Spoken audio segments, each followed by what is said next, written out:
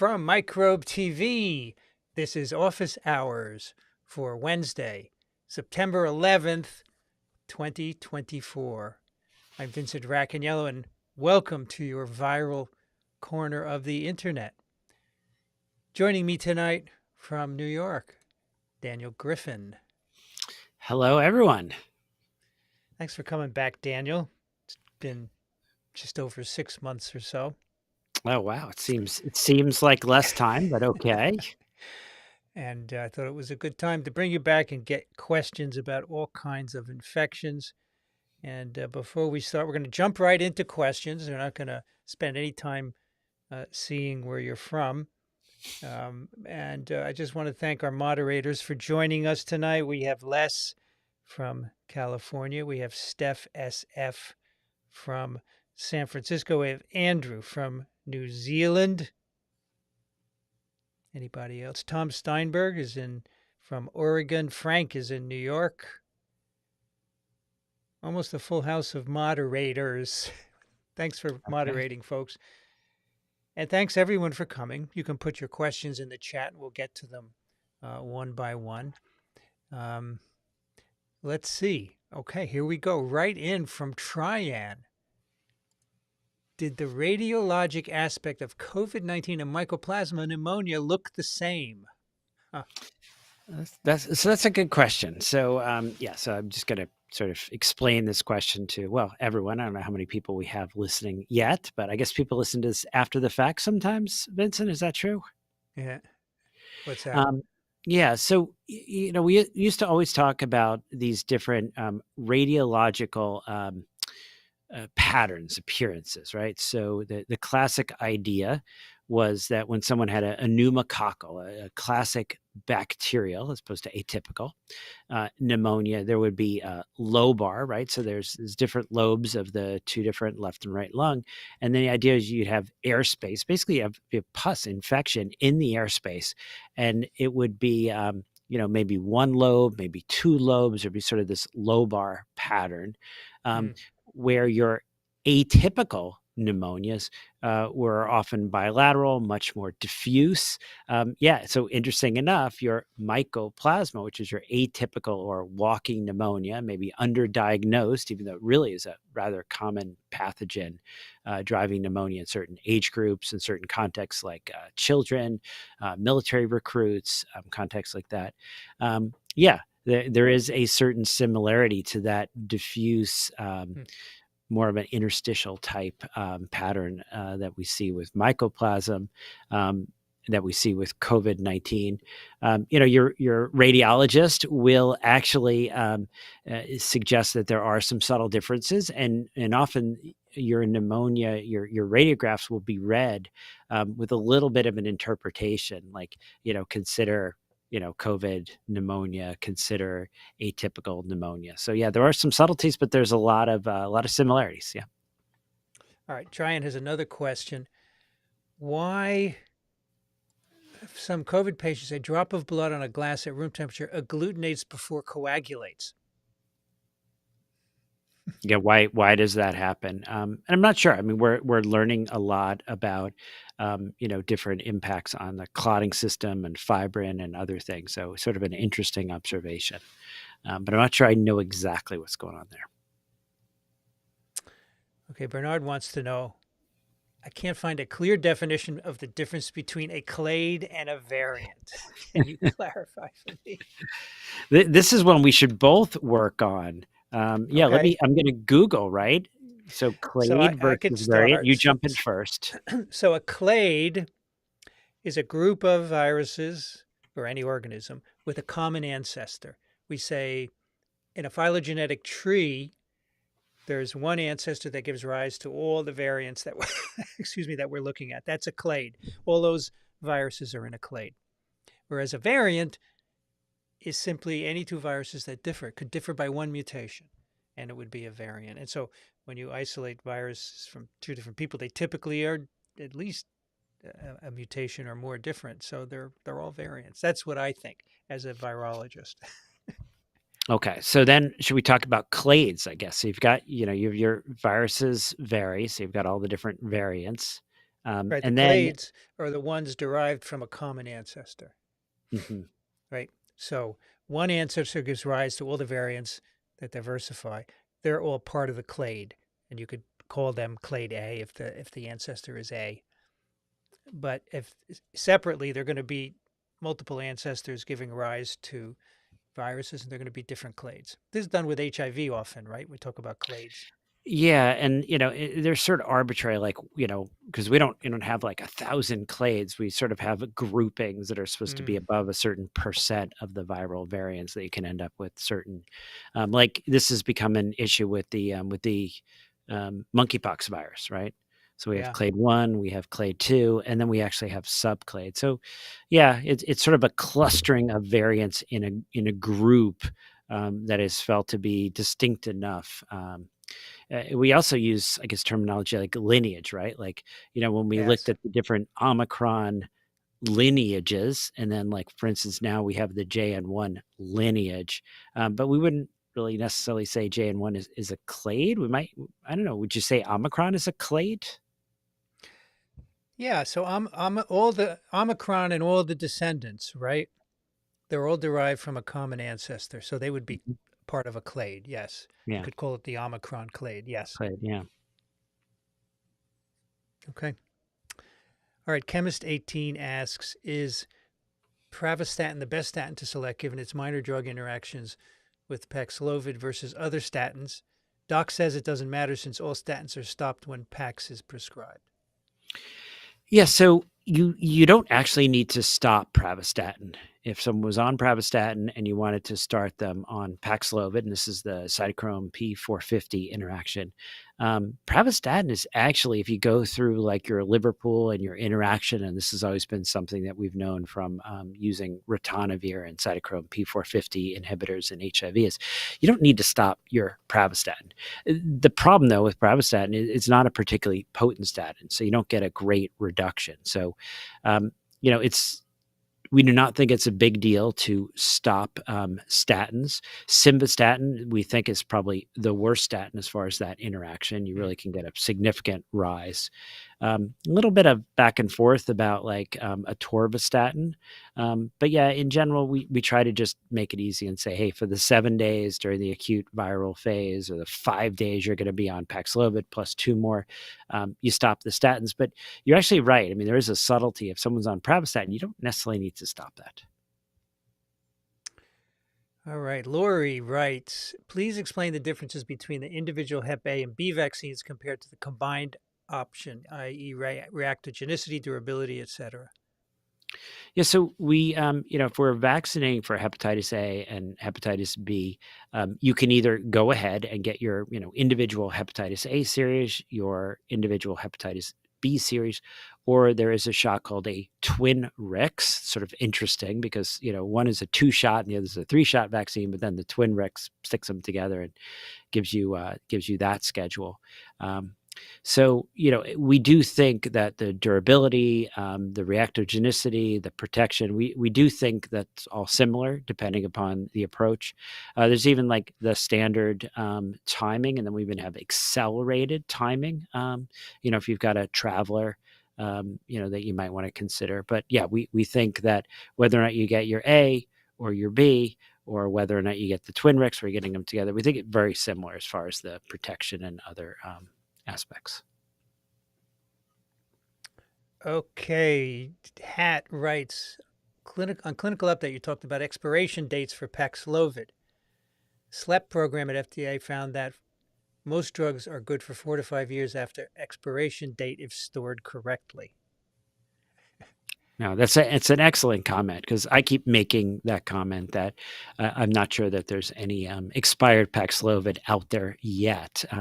Yeah, certainly it's been less than that, but there's a requirement, right? They have to put an expiration date on there. It's not necessarily actually an evidence-based expiration date. It's, as we've seen, relatively arbitrary, and they keep just putting stickers over the old one as they realize it's still just fine. Patricia writes, why is the Novavax considered updated? What is different about it from last year? Do its effects endure longer than Pfizer and Moderna? I'm having trouble finding where I can get it, by the way. Yeah, so the Novavax is different than last year. This year, it's going to be a JN1 vaccine, so it's updated from XBB last year.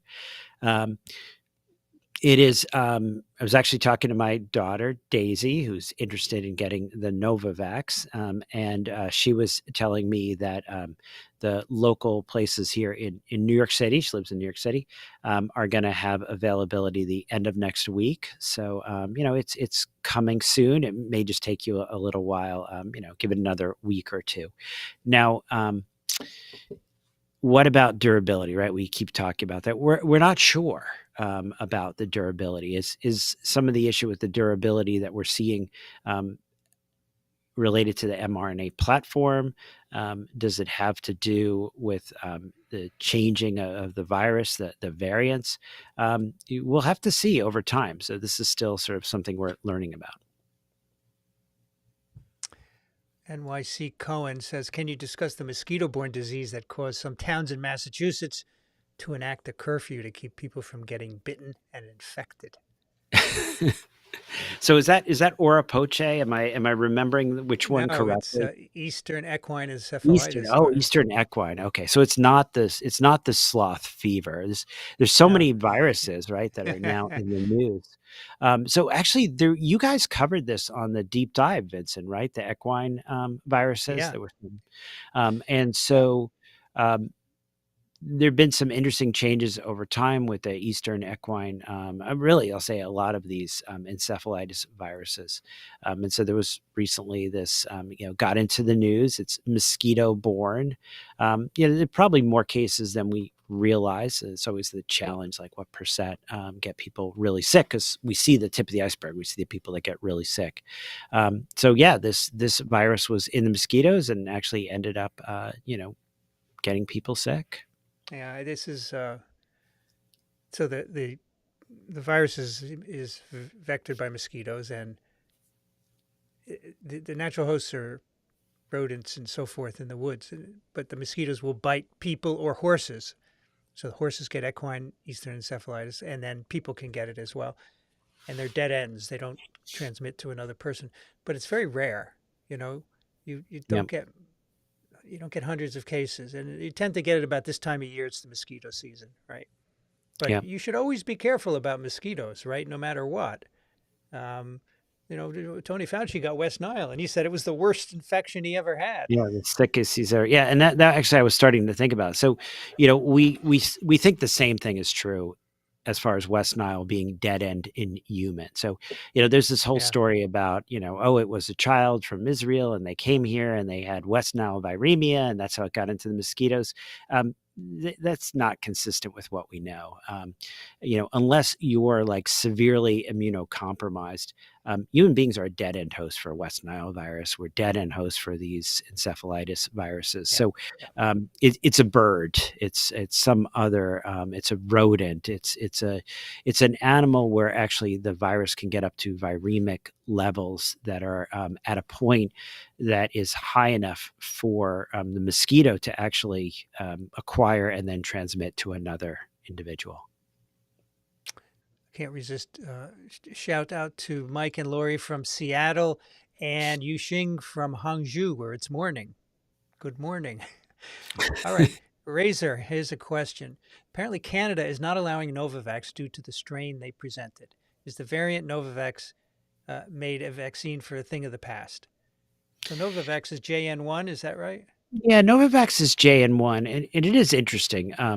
So back in the spring, sort of early spring, the advisory committee got together. They picked which vaccine variant do they want to have available, and they initially said let's recommend JN1. So they go ahead. Novavax starts working on JN1. Moderna, Pfizer, BioNTech start working on JN1, and then a little bit later they get actually if you could make that a KP2, that's sort of another sort of the next step in the JN1 lineage, that would be great.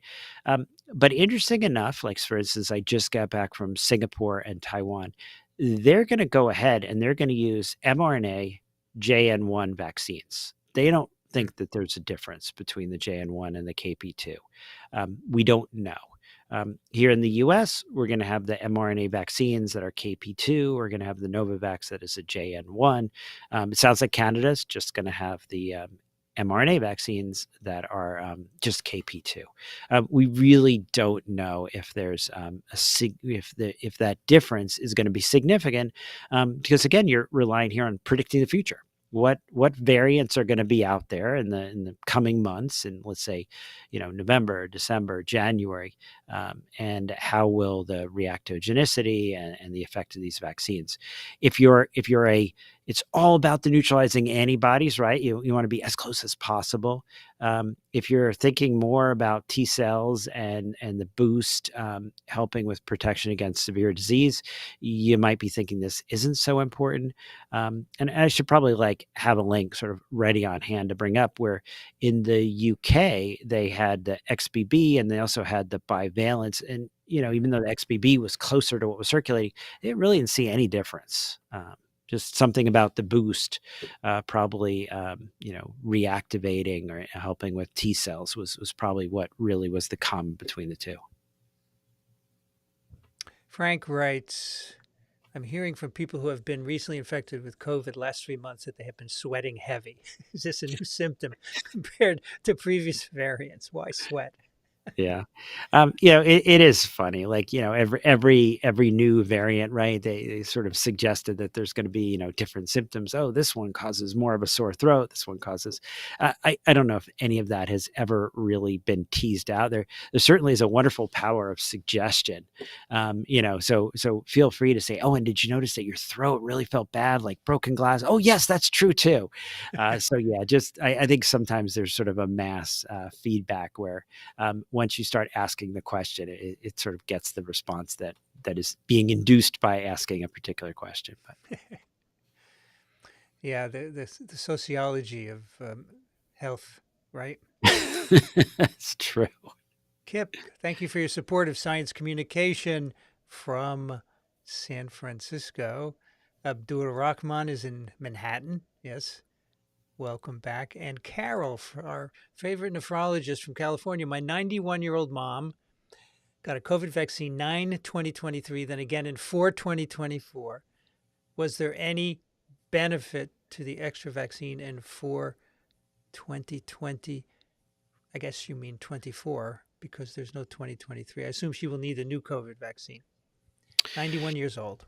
Yeah. So, as we follow this data over time, what we're seeing is sort of two things, several things about the vaccine. So just go through and we'll see what number I get up to. But one of the things we're seeing, right, and I think this is really important, is that, the original 3-shot series, that's created this sort of background that we're comparing against, right? So we're not necessarily, when we talk about the benefit of boosting, we're not necessarily saying, oh, this boost, everything else is gone. You're naked again after 6 months. There's no benefit to the vaccine. We're not saying that. What a lot of times when we talk about the booster, we're talking about that compared to other people who got the other vaccines so far, but just didn't get the most recent boost. That's the first thing, because, I think otherwise we're sort of downplaying the benefit of these vaccinations. But the other is that compared to someone who, let's say, last year, got a vaccine versus last year didn't get a vaccine, we did actually see a reduction in the number of people with symptomatic COVID. We saw a reduction in the number of people that ended up with medically attended COVID. We ended up with less, people in hospital, and also there was an impact on mortality. So it does look like this vaccine for, let's say, 4 to 6 months, these vaccines, and most of our data is in the mRNA platform, for 4 to 6 months, there is a boost, there is a reduction, but then you start to lose that boost over time. And again, as we keep saying, we're not sure if that's an issue with the platform or a change in the virus. So this recommendation for the people who are at higher risk, right? I think the last study, which was a Paxlovid, says 6% of people who qualify as high risk are ending up in the hospital. You could drop that to 3% with these every 6-month boosting. If your risk of medically attended COVID is already really close to zero, it's a different argument for that healthy 21-year-old. Privyet Veronika from a warm Moscow. Welcome. Thank you, John, for your support of science communication. What was the most difficult thing about publishing the recent paper, Post-Acute Sequelae of COVID? Gathering info, methods, any particular thing that was really tough?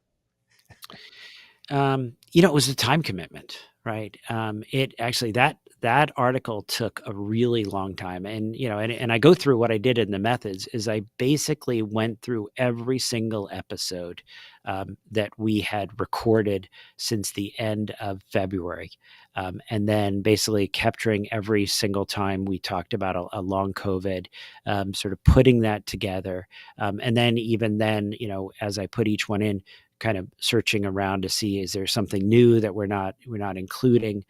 So I think so that was number one. The biggest thing was it was a huge time commitment. It did take months to put that together.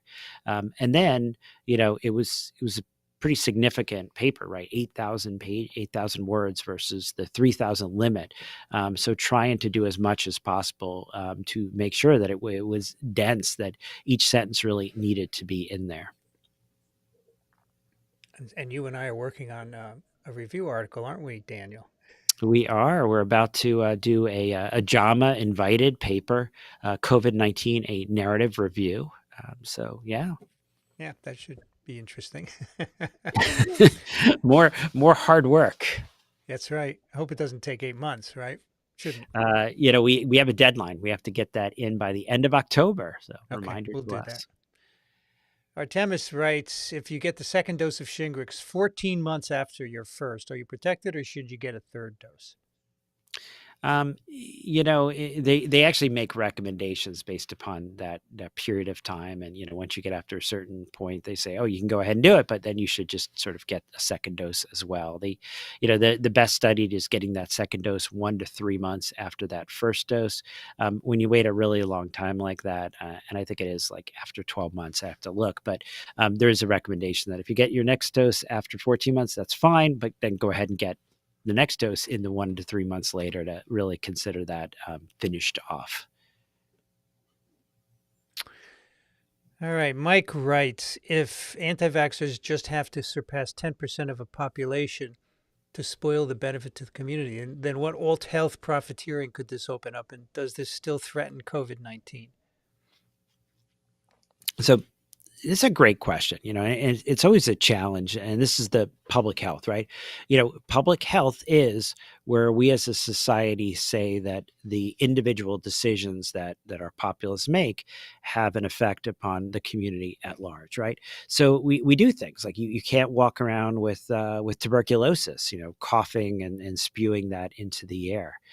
There's been historically rules, mandates about certain vaccines, such as measles, where we have a couple things there. One, we see that, you really need a certain portion of the population to get vaccinated to keep from having these measles outbreaks, which now we're having all the time because we're falling below that.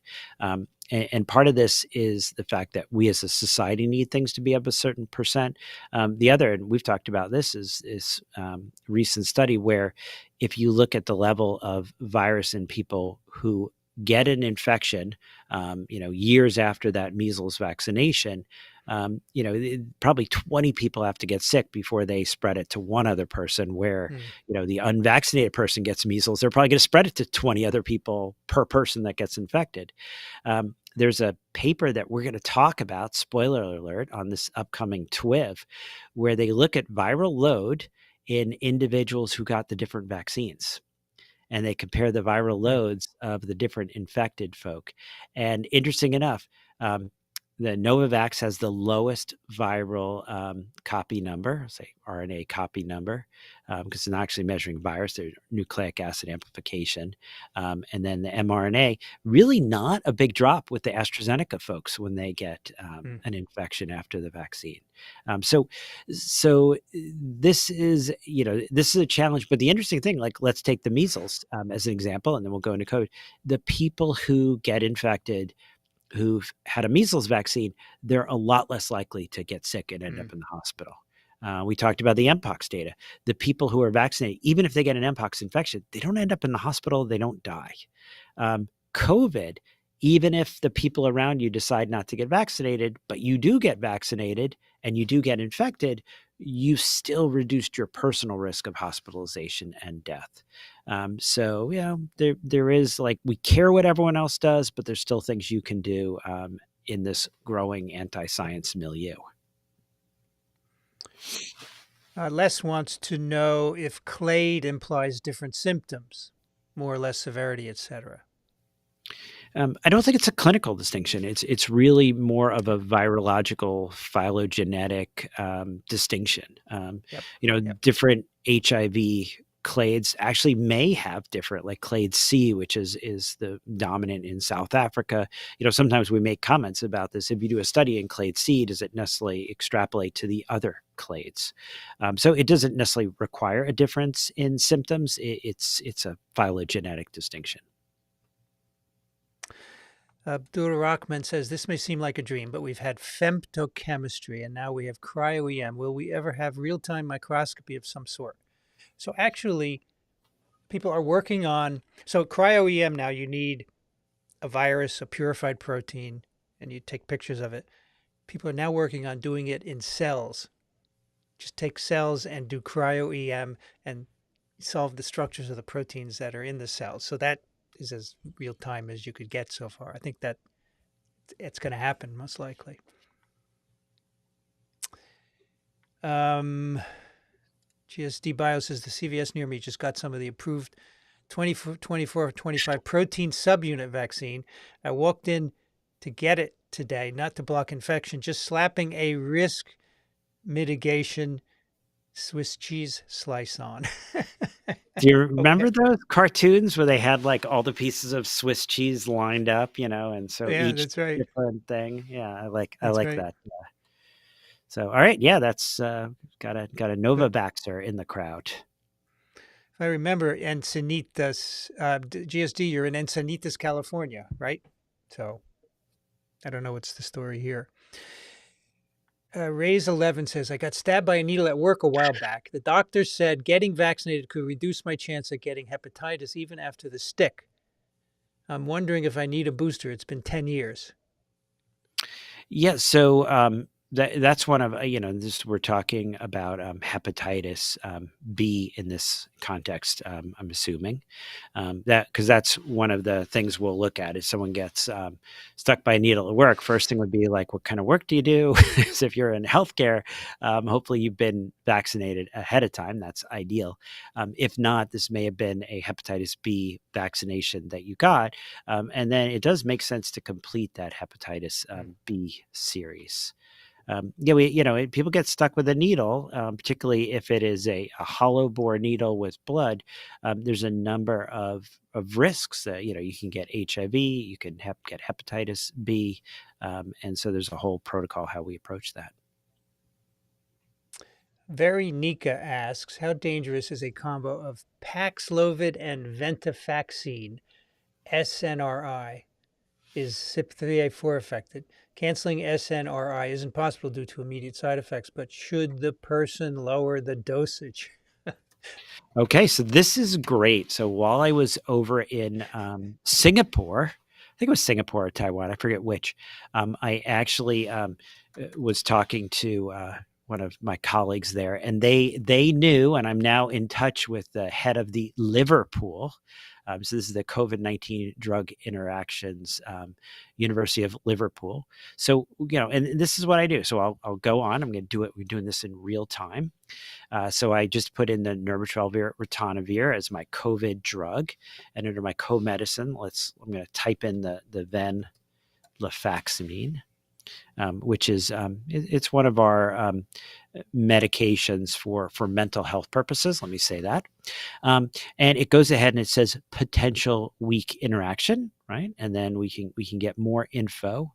And it says co-administration has not been studied. Venlafaxine is mainly metabolized by the CBP2D6 and to a lesser extent by CYPs 3A4, 2C19, and 2C9.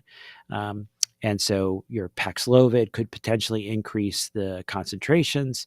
And as it is a weak inhibitor of the CYP2D6. And so basically saying no a priori dose adjustment is required. So, so it's really, I mean, this is like, there's, I don't know how anyone would remember all these different medications. I never sort of assume my memory is brilliant. I remember a few things like, okay, I'm going to stop all the statins and maybe Paxlovid or Pravastatin, I don't have to worry so much, and maybe not there. But no, this is a great tool.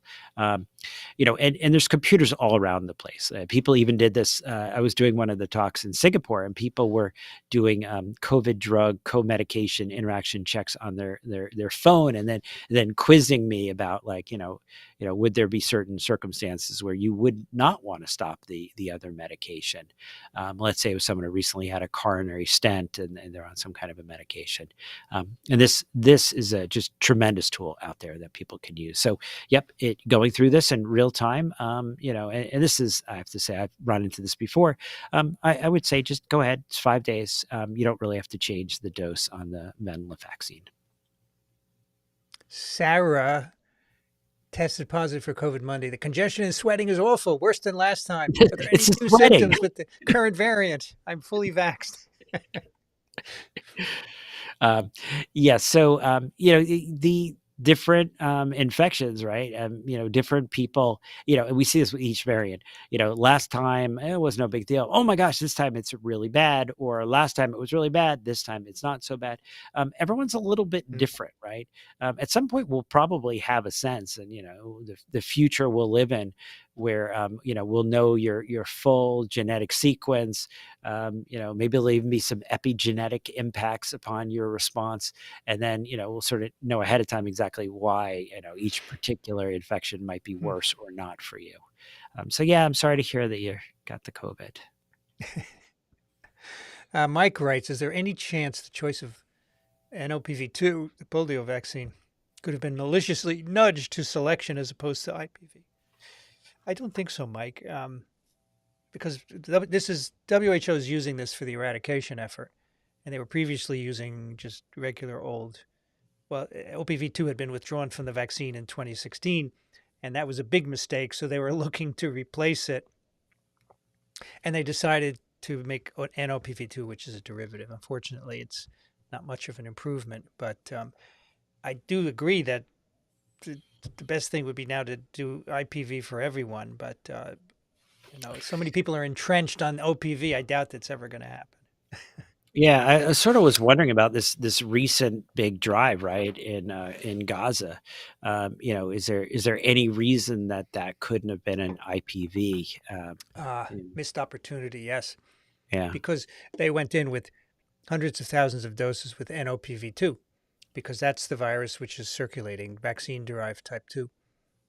All they're doing is reintroducing more NOPV2 into the environment, right?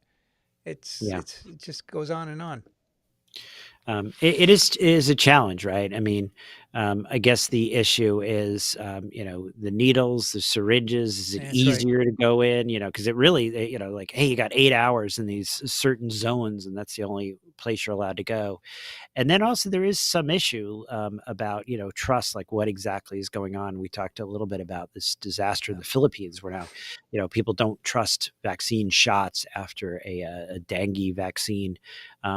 I would say misinformation, political fiasco more than anything actually real going on there. All right, we have two people writing about this new virus, Famida, the tick-borne wetland virus that can cause febrile illness in humans, and John, a new tick-borne virus in China, wetland virus causing fever and organ damage. Is this a novel virus? Caught me flat-footed, folks. So yeah, let's take a look here. So yeah, we have been getting these reports of neurological issues, bleeding under the skin, and they're warning of this new, reported here in China, and then I guess Inner Mongolia in 2019. So there was a study in the New England Journal. Yeah, interesting. I think, and maybe this is a reminder to everyone, like, in, preaching to the choir here, of how important it is for us to continue to do all this research, right? Because there's a lot of viruses out there we don't know about. There's another, like, call these spoiler alerts for what we're going to talk about, where they were just looking at farmed fur animals, which is, I'm going to talk about this on our clinical update.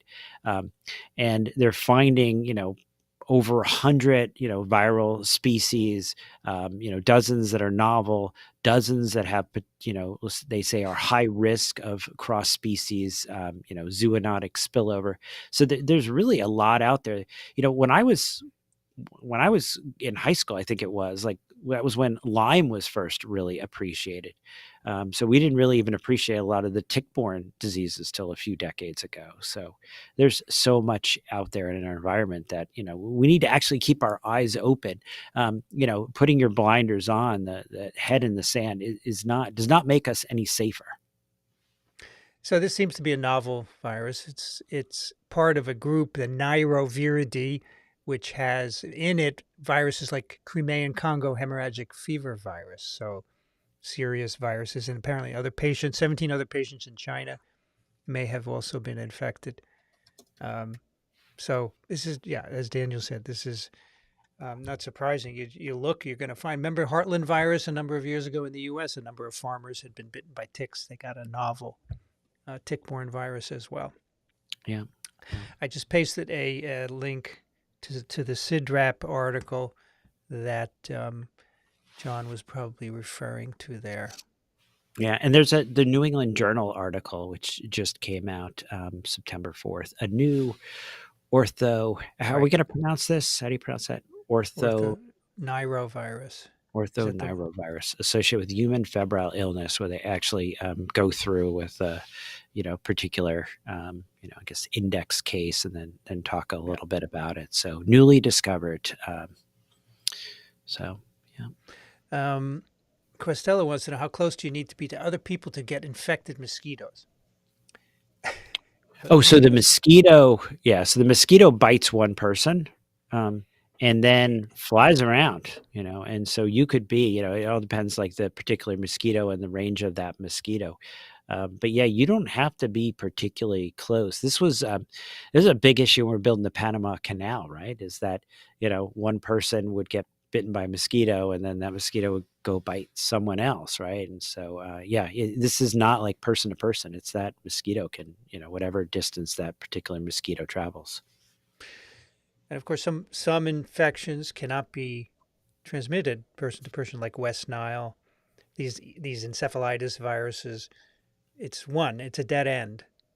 Yeah. But then yellow fever, dengue, they can be transmitted from person to person. Yeah, that's important. Like, if someone's in, like, we go to these places, thinking of the hospital in Cambodia, where it was, by Angkor Wat, the Angkor Wat Children's Hospital, and so everyone comes in, right, with dengue, and now they're mosquitoes, it's like, oh my gosh, what an amplifying, situation, because there's no mosquitoes. Those people are being bit. The mosquito is then biting the next person, right? So, yeah. Yeah. All right, Mike wants to know if the HPV vaccine is the only one that mysteriously functions as, quote, sterilizing. Are headlines touting a new COVID vaccine as, quote, sterilizing impossible, or is this work legitimate? I would say, Daniel, that the HPV vaccines prevent cancer 100% if they're used properly, right? Yeah. So there's nobody has looked for effects on virus reproduction. So I think sterilizing is in the sense of disease, which is rare. Most vaccines don't prevent disease 100%, right? Yeah. Yeah. They really don't. I mean, the polio vaccine is pretty darn good, right? What is it, like 99% or more with 3 doses of IPV? So, yes. But yeah. And it is interesting. It when I say that, I'm talking about paralytic polio, right? But there probably is a little bit of, gastroenteritis, probably is caused by polio virus, that we just sort of write off, and we're not that good at writing off, a mild sniffly case of COVID-19, but yeah. I don't know how COVID vaccine could be sterilizing in the sense of preventing replication. I just don't know Yeah. how it could do Yeah, I that. just try to figure out how could you sort of jump, how could you maintain that level of mucosal, Yeah. because they did have in that challenge study, right? There were some people where they never were PCR positive, right? So, whatever, in a sense, what do you consider? But they still had this cytokine, this immune signature that something had happened. So Mm. enough to get the immune system going. It probably requires some degree of viral replication for us to clear something before it becomes a real infection. But Yeah. yeah.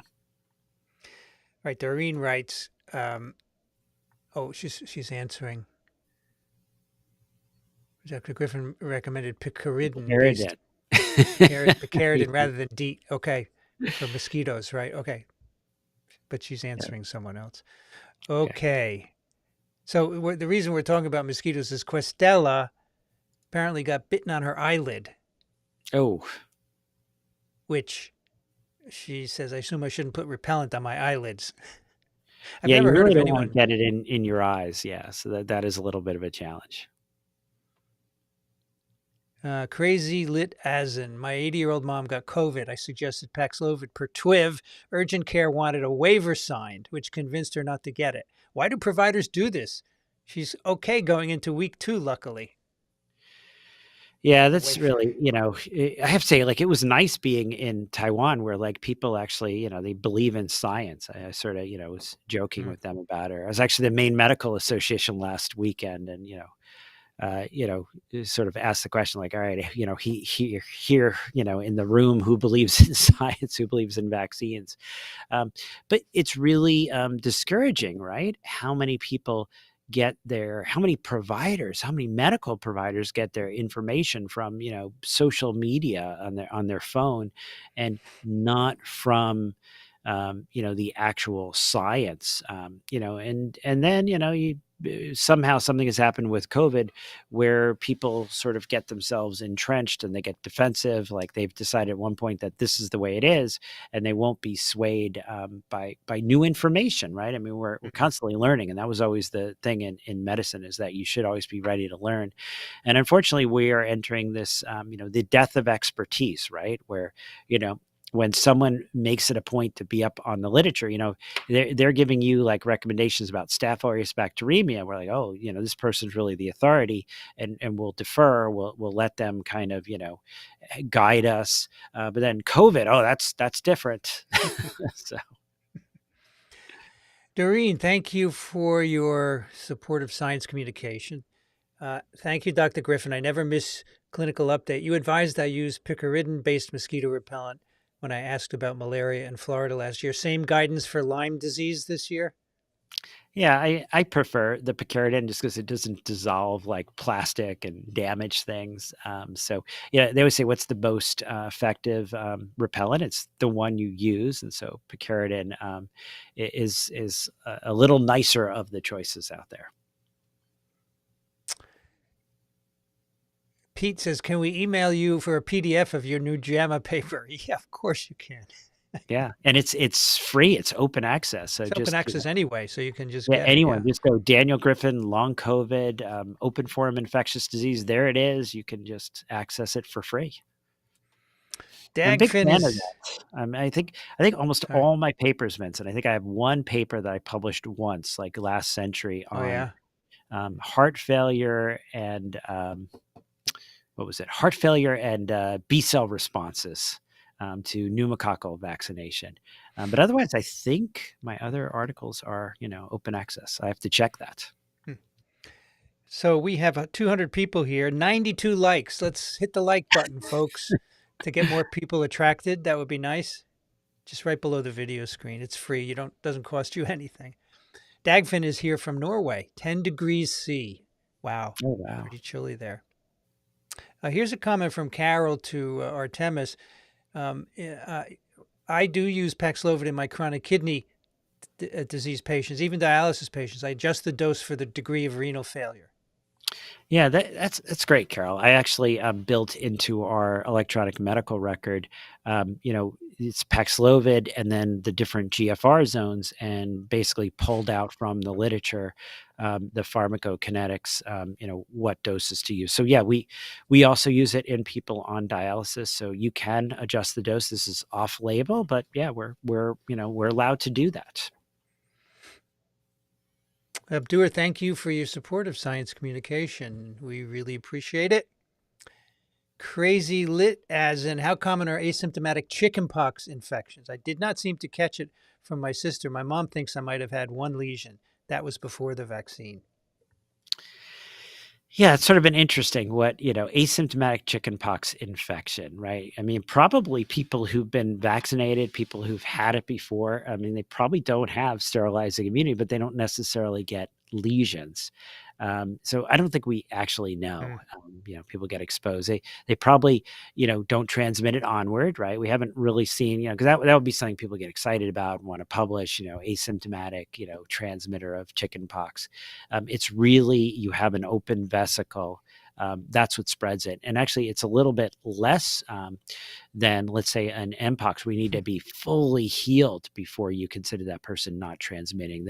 The chickenpox tends to be transmitted from open, wet lesions. Once there's no new vesicles, once they've crusted over, we're not seeing transmission. So if you're someone without lesions, without any vesicles, you're probably not going to be transmitting. Patricia writes, a friend was prescribed and took Paxlovid, but his doctor didn't tell him to stop his statins. Doctor either forgot or didn't know. I can't say. Friend is fine. Big deal? So probably not. I mean, what you're doing is you're ending up on a higher dose of statin for 5 days. So not particularly the end of the world. Particularly, if a person was on, we talked about Lipitor, we talked about Pravastatin. If you're a full dose simvastatin, and okay, yeah, it's going to raise your risk of some issues. But fortunately, it's a short course. GSD Bio says, in case anyone else is looking for COVID protein subunit vaccine, I'm not suggesting it's better. I had to call the CVS pharmacy to ask. It's not on the website. Okay, good to know. Wonder why. All right, Nicola in Italy. Do you use N95 when attending people with SARS-CoV-2 in the hospital, or something more like an N100 half mask? I still mask indoor, and I wonder if that's enough to be safe. Yeah, so we still, at the hospitals where I take care of COVID patients, and quite a number still, we're still sort of on that, on this surge bump at the moment. So it's different in different facilities, right? So a lot of the facilities out here on Long Island, I'm wearing an N95, and then the rooms are, closed door. In some cases, they even have a negative pressure and, the increased number of air exchanges. Some of the other places, it's just a regular room, just the door shut, co-housed, and we tend to wear N95s. I think one of the good things maybe about wearing that N95 is you may end up staying longer in the room, right? I feel bad for some of these patients. They even notice it. Like, people really just don't come in. And so I try to linger a little bit longer in the room with my N95 because otherwise that is one of the downsides of the isolation precautions. New York Cohen wants to know what's on your bow tie today. Okay, so it's actually plague. little yellow guys, little gram-negative rods. Mary Nika says, don't forget to like. We're almost there. We're 130 out of 200. We can still do a little more. Thank you. Hit that like button. Angry Penguin writes, I read that taking the measles vaccine in childhood probably provides lifelong immunity. Are there studies to support this?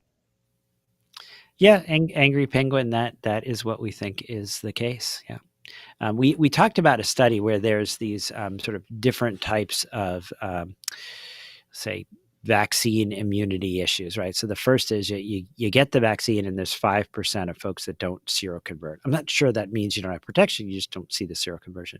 And then there's a certain percent of people, years go by, and then the serology becomes negative. And also, as we talked about, there's people who get vaccinated who are exposed, and they actually will have a mild case of measles, right? And so this has been followed for decades post-vaccination. And it's those folks decades post-vaccination that maybe get a mild case, but then their transmission onward is greatly diminished, like a 400-fold reduction in their risk of onward transmission. So there's sort of that described level of lifelong immunity. Okay. Frank wants to know, before Paxlovid, you recommended not giving a statin in the first week of COVID. Please explain to a layman why. Yeah, so there were a number of individuals who thought that giving a statin during the first week should be just a therapeutic intervention for people with COVID, and even some hospital systems up in the Boston area, had these protocols, right? Everyone had their protocols, and they were just putting stuff in there, and that never really was evidence based. So as we went through the studies, there never was anything compelling that people during the first week should be put on statins specifically for treatment of COVID. Clearly, the compelling evidence that Paxlovid or the 3-day remdesivir during that first week can have a significant impact. Now, if someone's on a statin, then we would potentially stop that to avoid the interaction if we were going to use Paxlovid. Wayne says, what if they gave OPV and IPV at the same time? Actually, IPV first and then OPV, a month later. That would be good because the IPV would prevent the OPV-induced paralysis. But I don't know. I guess it's easier. You only have to use one needle as opposed to multiple, right? Yeah. What if you did them both at the same time, Vincent? What if you came in and you said, okay, we're gonna give you the OPV because we just can't help ourselves, but we're gonna give you IPV at the same time? Would that get rid of the paralysis rate? It might. Yeah. I'm just worried it would interfere with the take of the OPV, right? Yeah. But the sequential, remember in the U.S., we switched to IPV in 2000, but for a year before, we did a sequential IPV, OPV. Yeah. And then we switched entirely. And so that works. We know that works. Right. Yeah. I remember when I was younger and, would go to see the travel doc, I had my IPV and then I would be given OPV before I would go to these, different places I would go to. They no longer do that. But yeah. Will says, Gaza, I've read that the IDF refuses needles in. I don't know anything about that. I heard that was part of the issue. Yeah. Really? Okay. Yeah. All right. Rad Rabbit on masking. How high risk is riding in a car with a symptomatic COVID patient if both parties are wearing a well-fitted N95, 2 windows down? Okay. It's pretty darn low risk. So, if one person, like if I'm let's say I'm the passenger in that car and I'm wearing an N95, that sort of was my life or is my life. That's what I do at work every day. I put an N95 and I go into a room with people with acute COVID, and then they breathe on me and then they cough and I listen to their lungs and I get right up there. No. So if 2 people are wearing N95s, the windows are down, this is pretty darn low risk. MN writes, is there any truth that some may consider COVID to be a respiratory AIDS? Yeah, I don't know if you've seen that, Vincent. There's all this stuff on social media about, COVID is the new respiratory, HIV, AIDS. And no, there's so many differences, right? This is a pretty, I think, aggressive, alarmist lumping. COVID's not great. COVID, after that first week, there is this inflammatory phase. There are, for a few % of people, sort of ongoing issues that happen after the fact. But it doesn't create an acquired immune deficiency state like we see with the human immunodeficiency virus. Jen writes, I'm in Seattle. I often see people in the COVID cautious community saying that there are many studies showing that rest during and after COVID is critical for reducing risk of long COVID. Thoughts? Yeah, I don't know how true that is. We do recommend that, when you're ill, you'll take it easy to some degree. But no, this is not like the days of bed rest where you have to like really overdo it. If you're a runner, you still might want to be, up and active and about. We don't want you just laying there in bed with the risks that are associated with that. But yeah, I'm not sure that, that this is compelling science about the importance of rest and the impact it might have on the risk of long COVID. Tom said, I was hoping TWIV would cover the fur farming zoonotic spillover threat article. We will in an upcoming TWIV. I'm not sure when, but in the next couple of weeks, we're going to do that. Oh, that's on my clinical updates. So yes, it's on now. Okay, good. Yeah. So I'll hit it twice. Hello, Polio Pete. Haven't seen you in a while. Welcome back. John writes, is there a most common infectious disease you get called into diagnosing in your New York City area network? And what is different when you are in Uganda? Or are they really not even comparable? Yeah, we'll do it backwards. So Uganda, it depends upon the time of year and sort of how wet it is and how much malaria. But there's certain times where we'll say 30% of the people we're seeing might have malaria, depending upon the season. Upper respiratory illness is probably the number one thing that we're seeing in the kids. It's a lot of pediatric population I see when I'm in Uganda.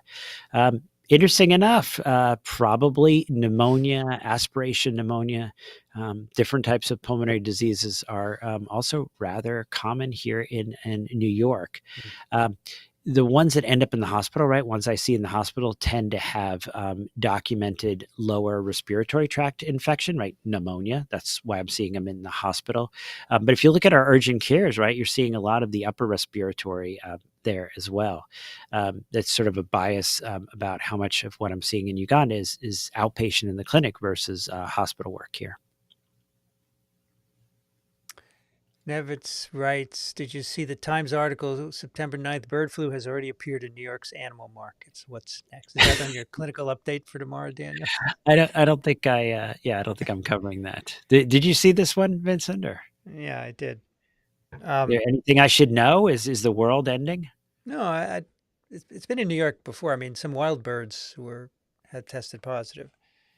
So it's not surprising. It's in bird markets. I remember that map, of, right? We had a study with a map, and we had like waterfowl down in like Brooklyn, and yeah, exactly. So if it causes illness in the animal markets, that's a problem. They're going to have to cull all the animals. Depends on how many. Yeah. But I mean, I think the human threat is low, right? Still has not made any jump. Still low. I mean, everyone's a little excited about it was a Missouri person who had like no obvious contact, but I mean, we'll see. Angry Penguin wants to know, how often does influenza cause myocarditis in teenagers? So it depends, actually. We saw a fair amount during the it was the H1N1 back in, what was that, like 2012, 2013 or something? We were saying so different types of influenza have had different, but it's definitely seen. I would say maybe a lower incidence than we see with COVID-19.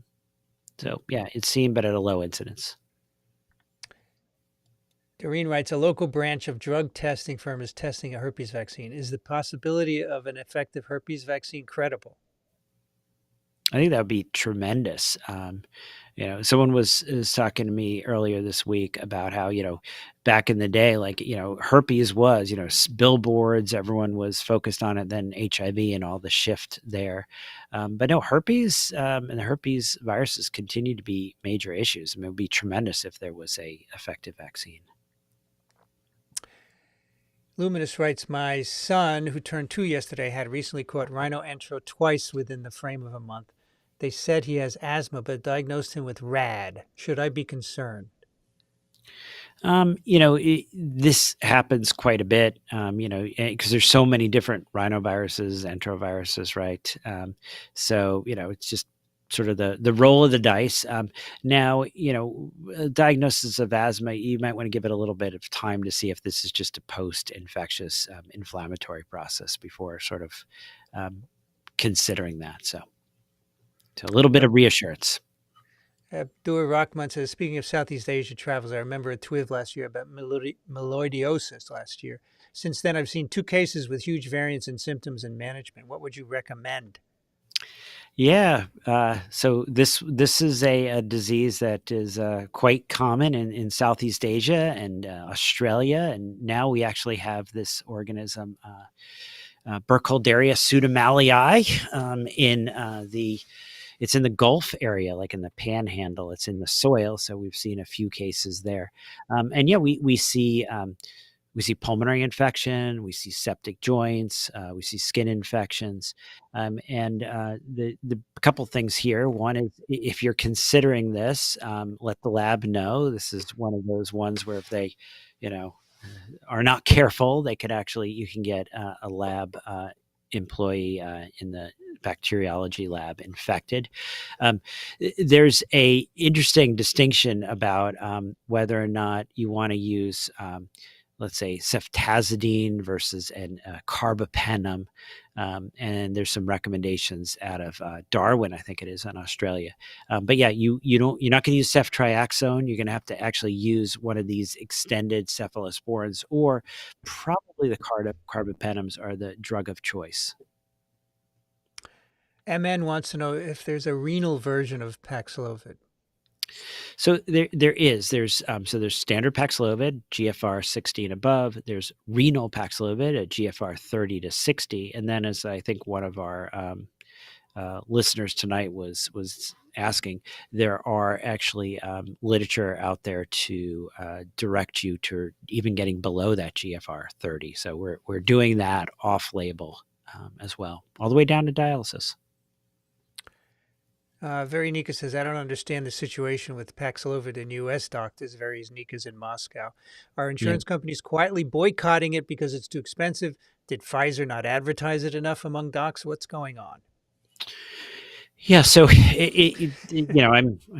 what are the different things? So a couple things, as I mentioned, something about COVID where people, everyone's in authority. You could have your own like late night talk show, and you're now the COVID expert, or you could be a comedian, and you now know more about COVID and treatment than the scientists and the physicians. So that's part of it.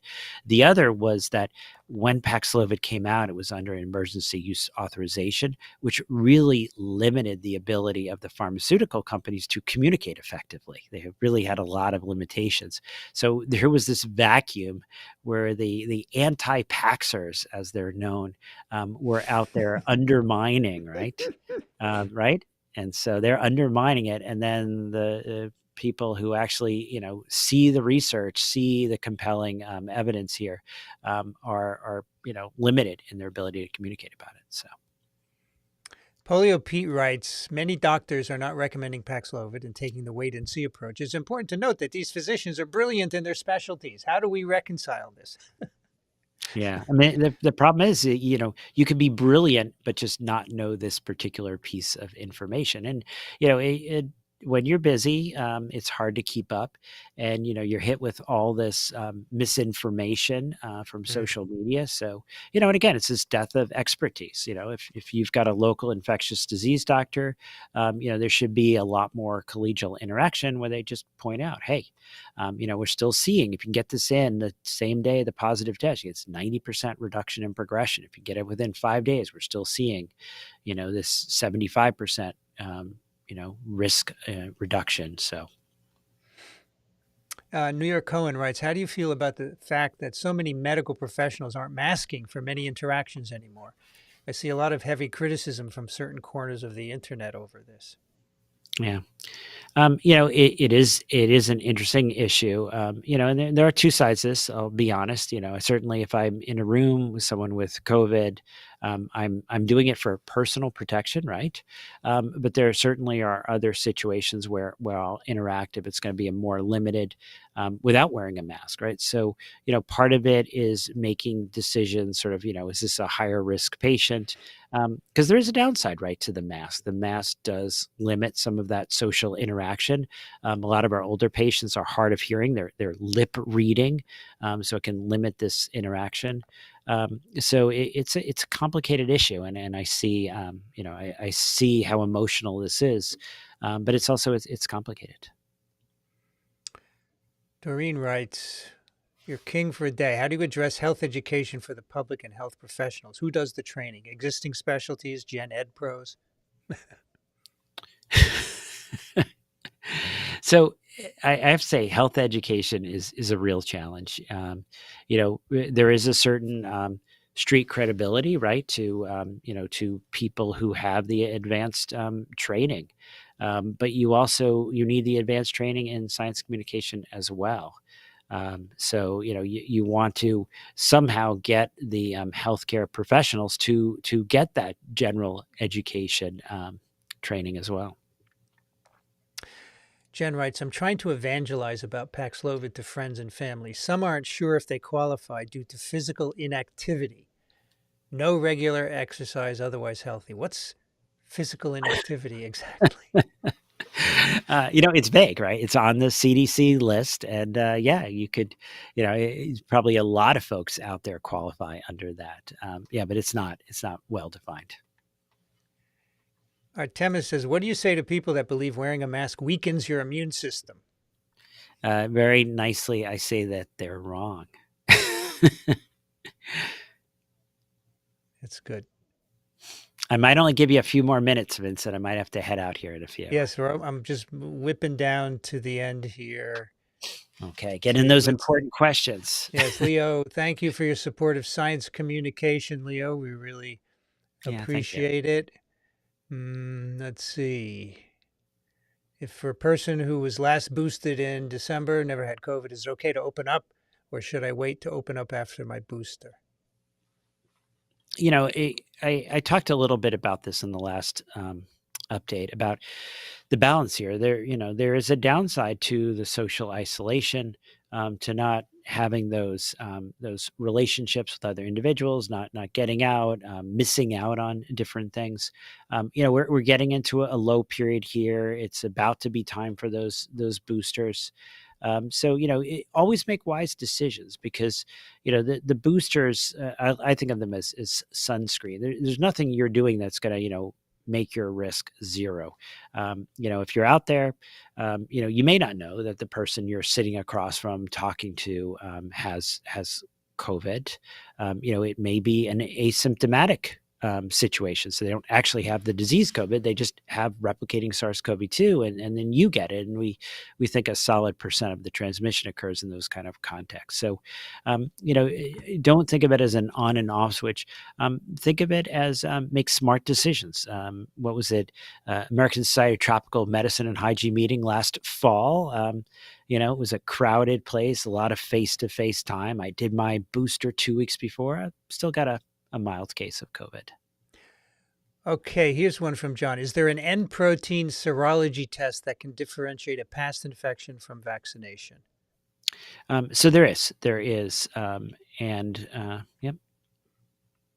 And has the RSV vaccination recommendation changed? A friend who is 62 went to get flu and RSV, was told to not get RSV by the pharmacist. Yeah, so we had an updated recommendation. So it's now like anyone 65 and over, or then below that age with certain risk factors. So risk factors for bad outcomes. So went from shared decision making last year to these new updates. Daniel, I will let you go now. I'll wrap this up on my own. Thank you so much for joining us. Oh, thank you, and everyone, thank you for showing up, and be safe. Bye-bye. All right, folks, I'm going to wrap this up. Your questions are done. I want to thank all the moderators for coming tonight. We had Les, we had Steph, we had Andrew from New Zealand, we had Frank from New York, we had Tom. I think I covered everybody. Thank you so much for moderating. And thank you all for coming, all 240 of you. Dr. Griffin always attracts a crowd. You all had great questions. We'll bring them back in 6 months or so, maybe in the middle of the COVID season, January-ish, February-ish. And let me tell you about the next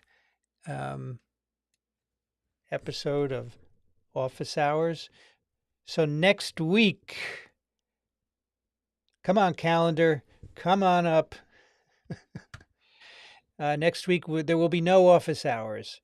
Wednesday, the 18th of September, no office hours, okay? But the following week, we will resume the Wednesday, the 25th of September. There will be office hours at 8 p.m. Eastern. But that same day, Wednesday, the 25th of September, we will also have the TWEVO live stream. So 2 on the same day. Thanks, everybody, for coming tonight. I really appreciate it. You bring great questions, civility. This is the way science and public health should be discussed. I'm Vincent Racaniello. Until next time, 2 weeks from now, stay safe. Good night.